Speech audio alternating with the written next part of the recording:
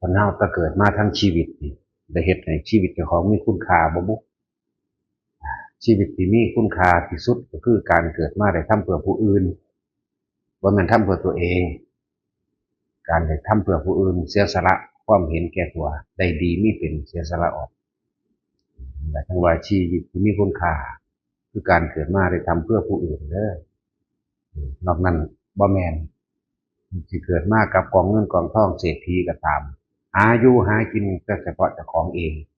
รังแกข่มเหงผู้อื่นพร้อมถ้าว่าซอยเหลือผู้อื่นหรือว่าให้ทานจังซี่ก็บ่ได้แม่นว่าสิ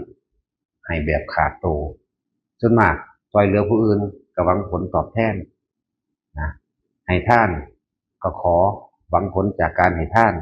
ให้ได้นั่นเป็นนี่ให้มียศถาบรรดาศักดิ์และอำนาจให้ได้มาซึ่งทรัพย์สมบัติมากมายให้มีลูกน้องให้มีบริวารขนาดนั้นเด้อคนบอกว่าอย่าเข้าใจว่าเจ้าของมีคุณค่าเป็นการด้อยค่าตัวเองแต่ว่าเข้าใจว่าตัวเองมีค่าการดูถูกผู้อื่นเหยียดหยามผู้อื่นถากถางผู้อื่นไม่ช่วยเหลือผู้อื่นบางคนอาจจะเข้าใจว่าเป็นยังสิบ่ซอยเวลาเขาไปช่วยเหลือผู้อื่นอันใดอันหนึ่งให้ท่านกับผู้อื่นอันใดอันหนึ่งหวังผลจากท่านหวังผลจากสิ่งที่ตัวเองกระทำในการช่วยเหลือผู้อื่นคือหวังการตอบแทนทั้งนั้นและจึงบอกว่ามันว่าแมนเด้อเป็นยังสิบ่เคยซอยเป็นยังคือบ่เคยให้แต่ว่าลึกเข้ามาถึงใจของเจ้าของตะคักเลยลึกเข้ามาในความรู้สึกเจ้าของว่าเจ้าของเองนะทำเพื่อผู้อื่นหรือทำเพื่อตัวเองส่วนมากมาทำเพื่อตัวเองว่าจะให้ยังผู้ใดแน่เนี่ยมีความรู้สึกว่าเจ้าของเนี่ยยิ่งใหญ่ขึ้นมากแล้วเขาต้องเคารพเขาต้องยำเกรงเขาต้องกลัวแล้วเขาต้องนึกถึงบุญคุณปู่นี่มันเป็นสี่เด้ซึ่งบอกว่าชีวิตตั้งสั้นบ่ได้มีค่าหยังดอกมันเจ้าสิเป็นเศรษฐีนี่ยศถาบรรดาศักดิ์และอำนาจเป็นนายกเป็นรัฐมนตรีเป็นทหารเป็นตำรวจยศได้กระจางอย่าลืมว่าทั้งหลายเหล่านั้นว่าสิเป็นนายกว่าสิเป็นทหารตำรวจรัฐมนตรีนั่นนี่เป็นผู้ว่าเป็นปลัดอำเภอเป็นยังแค่อาชีพหากินซื้อเด่นบ่ได้แม่นว่าเจ้าเข้าไปทำเพื่อประชาชนเด้ทำเพื่อตัวเองครับเอาอำนาจเอาตำแหน่งที่ได้รับการไว้วางใจเป็นตัวแทนในหลวงเป็นตัวแทนพระเจ้าแผ่นดินเป็นตัวแทนเจ้าฟ้ามหากษัตริย์กลับเอาอำนาจมาเบียดข่มเหงผู้อื่นอีกธรรมดาดิจะเอายศถาบรรดาศักดิ์ตัวเองว่าแต่ของเป็นทหารเป็นตำรวจเป็นนั่นเป็นนี่ไปหาขูดรีดต่ออีกเงินเดือนก็มีอยู่แล้วเป็นขนาดนั้นเด้คนมันสิเข้าใจบ่เด้อจึงบอกว่าชีวิตสำนันเป็นชีวิตกระจอกพวกสะทุนพวกคิดจังสันนั่นน่ะบ่ได้แม่นได้ว่าแต่ของนี้อยู่ถามดาศักดิ์ใหญ่นั่นแหละสู่คนกวาดขยะแต่ว่ามีน้ำใจว่าใดนะนี่แหละอาชีพนี้เป็นอาชีพที่สุจริตพร้อมเก็บขยะขายกระชังกวาดขยะขายกระชังมีหน้าที่ทำความสะอาดของน้ำของในยังก็แล้วแต่ซอยเหลือบุคคลผู้ใดผู้หนึ่งแล้วก็บ่มีการไปหากดขี่ข่มเหงไผชีวิตพวกคนพวกนี้มีคุณค่าไปโดยซ้ำมีคุณค่ากว่ายิ่งพวกที่มียศถาบรรดาศักดิ์และอำนาจมันบ่แม่นแต่มันเองข่มเหงผู้เดียวก็รวมแล้วก็คือมันเองข่มเหงตามที่เฮาเบิ่งอยู่ลูกเต้าก็ข่มเหงนำพี่น้องก็ข่มเหงนำเด้พอเป็นญาติๆนั่นแหละเนี่ยแหละจังว่าอำนาจอันเกิดคำว่าข้าราชการมันเป็นข้าราชบริพารทำงานแทนพระเจ้าแผ่นดินเจ้าฟ้ามหากษัตริย์เด้ว่าท่านสิว่าบำรุงสุขบรรเทาทุกข์บ่จะได้เพิ่มทุกข์ให้เขาอีกว่าพวกนี้นะเวลาลงนรกกับนรกใหญ่ต้องห่วงดอกหน้าเป็นเปรตกับเปรตหิวยังก็มูอีกสัตว์เดรัจฉานก็เป็นย่างด้อยต่ำที่สุดจนว่าคนบ่เห็นคุณค่าของมันเลยบ่แม่นเป็นได้ง่ายๆดอกว่าลงนรกมหาเวทีเท่าไรอาสงไขยก่อนเป็นลอยๆจังคอยเลี้ยงลำดับมาจังเป็นสังเสริฐะสิบ่ได้มีโอกาสได้มีตาบ่ได้มีหูได้เบิ่งบ่มีตาบ่มีหูบ่ได้เบิ่งสิ่งที่สวยงามเด้ บ่ได้เห็นพระสงฆ์องค์เจ้าบ่ได้เห็นอิหยังที่เป็นสุดขาวเด้พวกนี้ซึมซาบอยู่ในเนื้อฝังแน่นอยู่ในดินเกิดไปน้ำเท่าตะไคร่น้ำคร่ำน้ำคลาที่เป็นของเหม็นเน่ามันธรรมดาแต่จังว่าถ้าจากไหนจะของมีคุณค่านะทุกคนนะมีโอกาสเปลี่ยนใจไม่ได้เปลี่ยนใจไม่ได้แต่เคยคิดผิดเหตุผิดกระทำผิดมาแล้วนึกสำนึกเข้ามาในความรู้สึกของเองสำนึกในจิตใจสำนึกของคนขึ้นมากูเป็นแบบนั้นแบบนี้แนวนั้นก็ว่าไปที่แบบนี้แต่ก็สามารถเปลี่ยนการกระทำไม่ได้เมื่อเปลี่ยนความคิดไม่ได้แล้วเปลี่ยนความเห็นไม่ได้แล้วคำเบากับการกระทำก็เปลี่ยนไม่ได้ทุกคนยังมีโอกาสอยู่เพราะว่าบ้านตายแต่ตายแล้วเพิ่นโอกาสแน่ทั้งว่าชีวิตที่มีคุณค่าคือชีวิตที่เกิดมาได้ทำเพื่อผู้อื่นโดยไม่หวังสิ่งใดตอบแทนแม้คำขอบคุณคำขอบคุณก็คือบ่มีนั่นแหละบริสุทธิ์แน่พวกนี้จึงว่าแต่ละคนเฮาเฮ็ดหยังก็ช่างตั้งใจทุกคนตั้งใจคือตั้งใจนี่ทำให้ดีที่สุดแล้วก็เต็มใจออกจากการที่เต็มใจและบริสุทธิ์ใจเต็มใจที่จะให้ที่จะช่วยเต็มใจบ่มีหยังเคลือบแฝงบริสุทธิ์ใจคือไม่หวังสิ่งใดตอบแทนตั้งใจเต็มใจบริสุทธิ์ใจอันนั้นแหละสิ่งที่สิปกป้องคุ้มครองให้ดีที่สุดบอกสัพพะสาว่าเกิดเป็นบุญญาลิกขึ้นมาได้ความสงบตัวนี้อันเกิดจากการให้ทานกับช่างช่วยเหลือบุคคลผู้อื่นแนะนำอาชีพและการงานช่วยเหลือทางกายกำลังอย่างก็แล้วแต่หรือทำความสะอาดลานพระเจดีย์วัดศาลาหน้าวัดสร้างวิหารโดยบ่ต้องมีเงินก็ได้เฮ็ดไปตั้งใจเฮ็ดเต็มใจเฮ็ดบริสุทธิ์ใจบริสุทธิ์นี่คือบ่หวังสิ่งใดตอบแทนเด้สิ่งทั้งหลายเหล่านี้กลับกลายเป็นบุญญาลิกมาปกป้องเขาเองทำจึงรักษาผู้ประพฤติธรรมนี่เองกับภาษามันนี่แหละที่เพิ่นเว้ามาร่วมๆไว้บอกว่าเฮาอยากให้ชีวิตเจ้าของมีคุณค่าก็ต้องช่วยเหลือผู้อื่นโดยบ่หวังสิ่งใดตอบแทนนั่นเป็นค่าความศรัทธานั้นความเคารพนับถือนั้นความคิดถึงนั้นบ่ได้เกิดจากการบังคับบ่ได้เกิดจากการบังคับบ่ได้เกิดจากใดๆทั้งสิ้นเขาสิมีความรู้สึกอ่อนน้อมเขามาเอาเองโดยบ่ต้องเรียกร้องสิ่งใดโดยบ่ต้องไปว่านล้อมโดยคำเว้าอิหยังใดๆทั้งสิ้นและเขาสิเคารพนับถือเขาสิคิดถึงด้วยใจของเขาเองเด้บ่คือพวกมีอำนาจเด้พวกมีอำนาจที่เคารพนับถือกันนั่นเคารพนับถือโดยตำแหน่งใหญ่กว่ามีอำนาจมากกว่าแล้วก็เงินกดขี่อยู่ลักษณะนี้พวกนั้นจังว่าพวกเฮานั่นคิดพ่อบ่เด้อสัตว์ทั้งหลายนี่หาที่สุดที่ประมาณบ่ได้นับจำนวนสัตว์บ่ได้เด้สัตว์ปวกชนิดเดียวก็นับประมาณจำนวนสัตว์บ่ได้มดดำมดแดงพวกนี้ก็นับจำนวนประมาณสัตว์บ่ได้ปลาก็นับประมาณบ่ได้จึงเรียกว่าสรรพสัตว์ทั้งหลายนับประมาณบ่ได้พวกเขานี่เล็ดลอดขึ้นมาเป็นมนุษย์ได้จังไดนี่แหมเล็ดลอดเข้าใจบ่คำว่าเล็ดลอด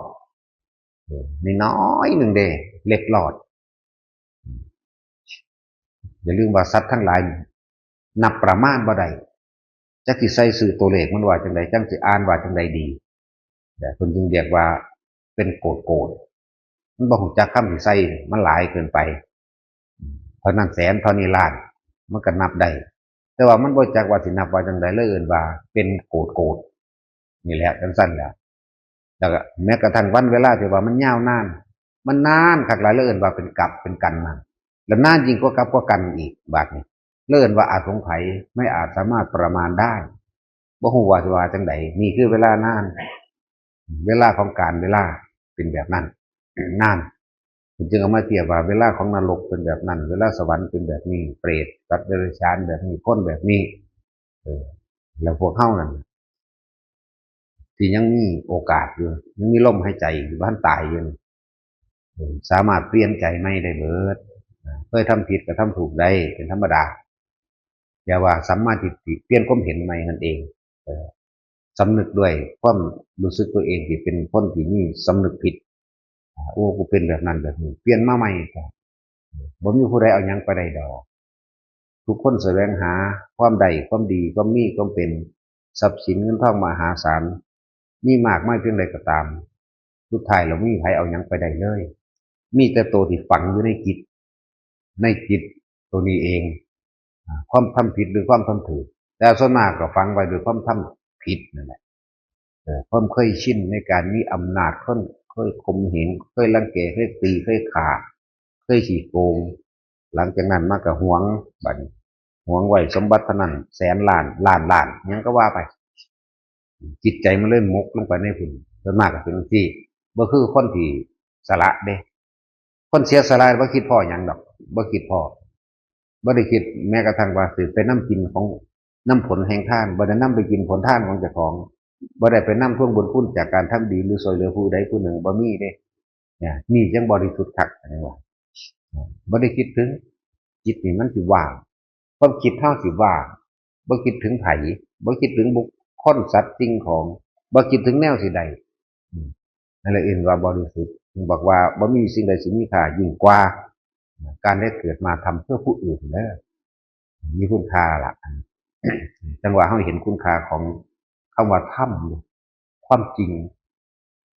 นั่นจึงว่ารับใส่ธรรมทรงต่อธรรมนะกับทุกคนเสมอภาคกันเบิดอยู่ในนี้ไผมาแบบได้กระสร้างมาหลายเฮาก็เอาดีให้มาดีเฮาก็เอาดีให้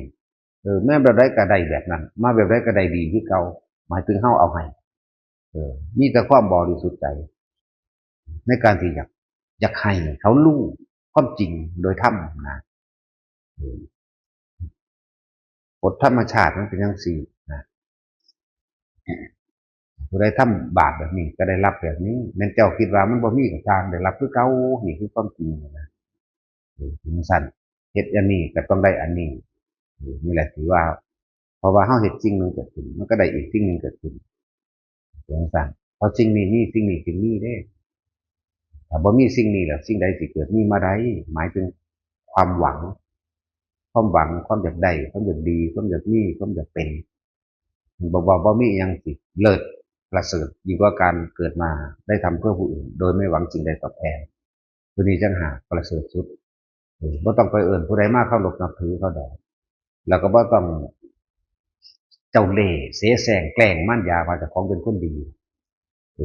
มีหยังเว้าเป็นโลกผลงานแห่งการกระทำต่างหากมันสิพิสูจน์คนมีหูมีตามันก็เห็นแต่ว่าเฮาเฮ็ดไปเลยบ่ได้สนใจว่าไผพิสูจน์หรือบ่พิสูจน์จักว่าล่ะแล้วแต่สู้สิว่าจังซั่นสู้สิว่าดีก็เป็นเรื่องของสูสู้สิว่าเลวก็เป็นเรื่องของสูเด้เรื่องของกูมันบ่มีแต่ว่าเฮ็ดไปโลดความดีนั่นมันสิว่าตอบสนองให้ดีก็สร้างจะซื้ออยู่โลดเพราะว่าเฮาบ่เอาดีบุญก็บ่เอาดีก็บ่เอาใดๆทั้งสิ้นบ่มีแนวเฮาอยากได้จักอย่างแต่มันก็เฮ็ดสบายใจตัวมีหยังก็เฮ็ดปูบาเอาโลดเบิดแล้วก็แล้วเท่านั้นล่ะสิไปยากหยังเฮ็ดไปซ้ำตายหนึงนะและระลึกเบิ่งเด้อตั้งแต่เกิดมาเนี่ยเคยมีความ